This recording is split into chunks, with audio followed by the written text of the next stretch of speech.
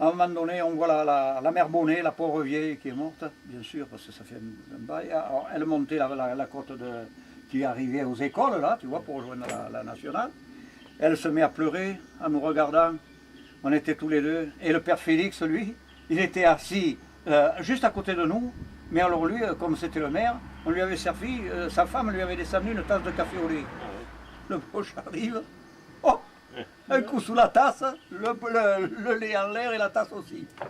Bon, alors arrivé vers 9 h, entre-temps, on voyait rentrer des maquisards.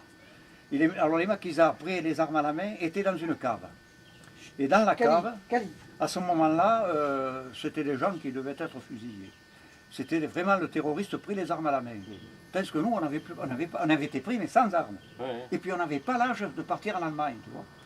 Alors donc, voilà un grand chleu qui arrive là, avec la casquette à visière, bien relevée. Comment s'appelait le père, le Robert Lamy, et il l'amène dans l'école.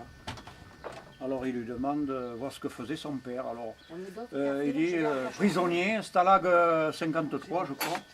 Il lui avait dit, alors bon, vous bon français, partir avec maman. Alors les voilà repartis tous les deux, mais moi j'étais toujours au pied du mur tout seul. Alors là, je disais c'est ce soir, hein, ça va pas durer ça. Effectivement, peut-être 10 minutes après, j'entends dans l'école la voix de ma mère. Le pot, la chance inouïe est arrivée. Ma mère avait trouvé un papier que mon père travaillait à ce moment-là, pas pour les Allemands, mais il faisait les poteaux de mine. Alors à ce moment-là, ça partait tout sur l'Allemagne. Alors, il m'avait fait un papier par le maire de Tocan-Saint-Apre. Comme j'allais lui donner un coup de main, c'était comme un laissez-passer, tu vois, pour les Allemands. Si le cas échéant, il m'arrêtait.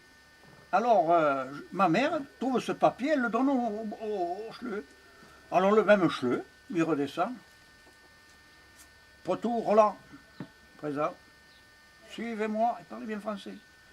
Il m'amène dans l'école comme le Robert. Alors il me dit, vous avoir travaillé pour les Allemands?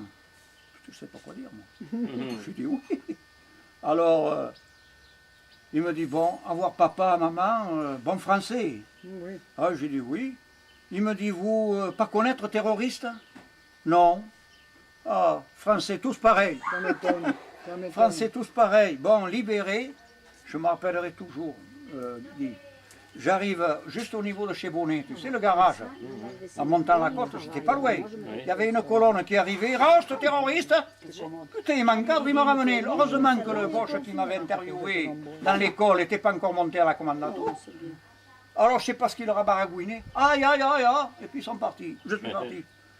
Eh bien, Guy, je te dis que j'ai pas mijoté après. Hein. Je suis parti. Hein.